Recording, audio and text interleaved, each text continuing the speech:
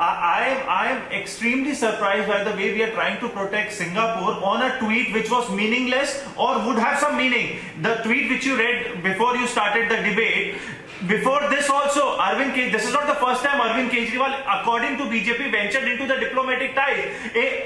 On 21st December 2020 also, he said new mutation of coronavirus has emerged in UK, which is super spreader. I urge the central government to ban all the flights which came from UK immediately. At that particular time, this particular tweet was not over the proportion, but first time we are seeing the entire BJP members, the top bosses, the union ministers are countering a tweet of Arvind Kejriwal. This is the biggest talking point of India right now. Arvind Kejriwal is trying to create a diplomatic divide between India and Singapore, which is not the case. All he urged was that we should ban flights from Singapore, and what are our plans for our children in India. This was the only tweet if we read it out. The problem here is with the BJP is when WHO said it was an Indian variant, when UK said it was an Indian variant, they did not say that these people are anti-India. They did not say that this was against the Indian nationalism.